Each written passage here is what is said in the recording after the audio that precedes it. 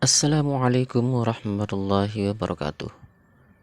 Jumpa lagi bersama channel Sinotet, channel pendidikan agama Islam.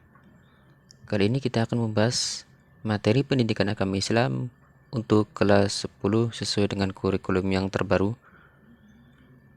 Yang akan kita bahas pada video kali ini yaitu bab yang ke-9, menerapkan al-kulliyatu al-khamsah dalam kehidupan sehari-hari. Pengertian al-kulliyatu al-khamsah. Kata al-kulliyatul al-khamsah terdiri dari dua kata yaitu al-kulliyatu dan al-khamsah. Al-kulliyatu artinya prinsip dasar, sedangkan al-khamsah berarti 5. Jadi al-kulliyatu al-khamsah berarti 5 prinsip dasar hukum Islam. Dalam istilah usul fikih, kata al-kulliyatu al-khamsah sering disebut dengan maqasid al-khamsah atau 5 tujuan, dan ad-daruriyat al-khamsah atau 5 kepentingan yang vital.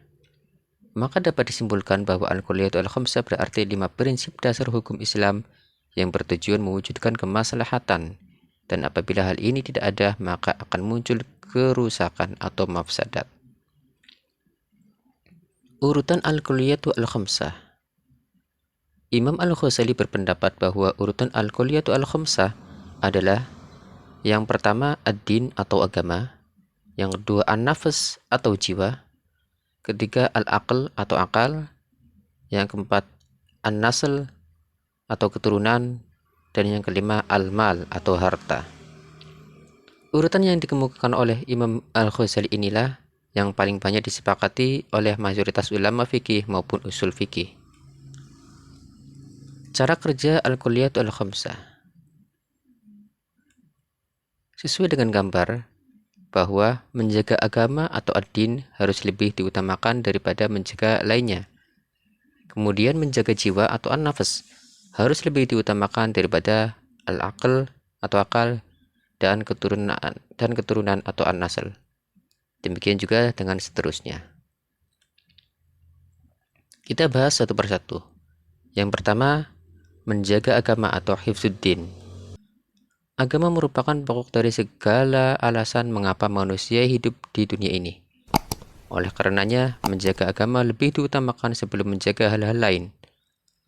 Allah Subhanahu wa Ta'ala berfirman dalam Quran surat Az-Zariyat ayat 56. Bismillahirrahmanirrahim. Wa ma khalaqatul jinna wal insa illa liya'budun.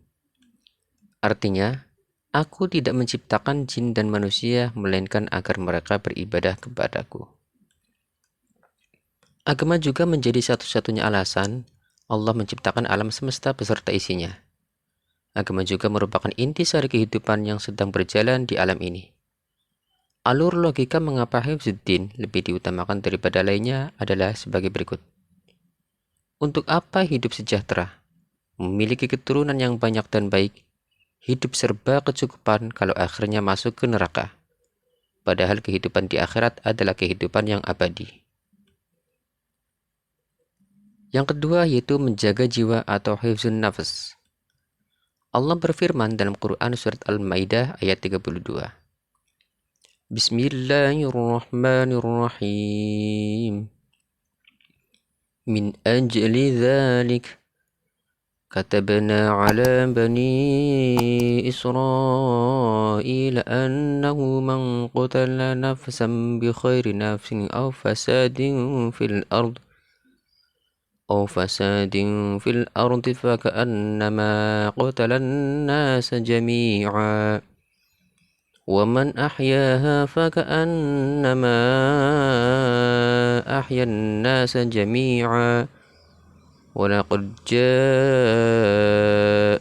رسلنا بالبينات ثم إن كثيرا منهم بعد ذلك في الأرض لمسرفون.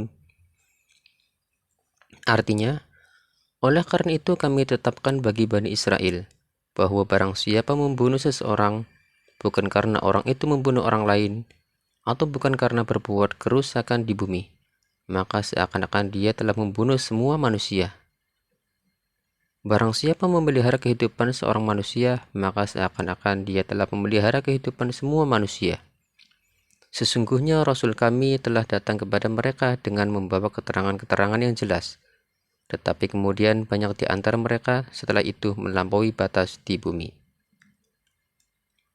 Islam melindungi hak hidup manusia, bahkan terhadap janin dalam perut seorang ibu.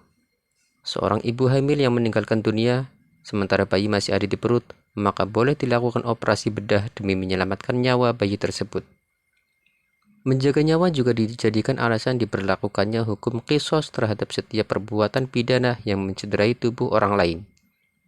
Ini menjadi bukti bahwa nyawa jauh lebih penting daripada yang lain, termasuk dari menjaga jiwa atau nafas adalah merawat kesehatan badan dan ruhani manusia. Sebab dengan kesehatan yang prima akan dapat melaksanakan ibadah dan tugas harian dengan baik.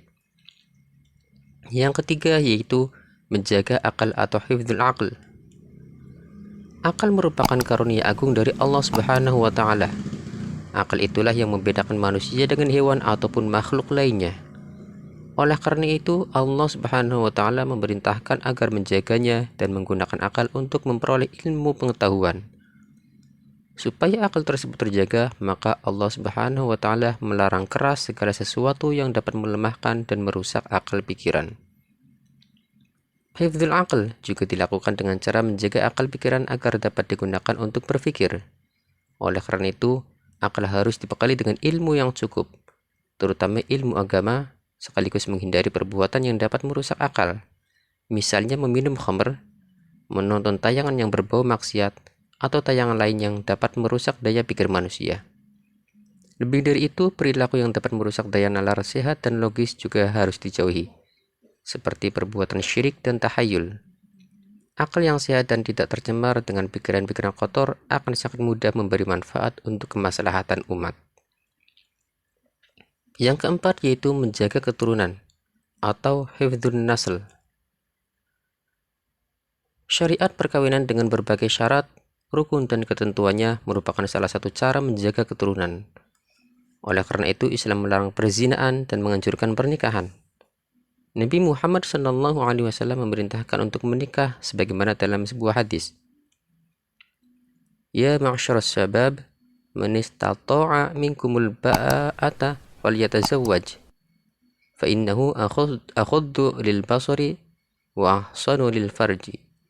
Walam yastati' fa'alaihi bisawm fa innahu wija'un. Rawahul Bukhari.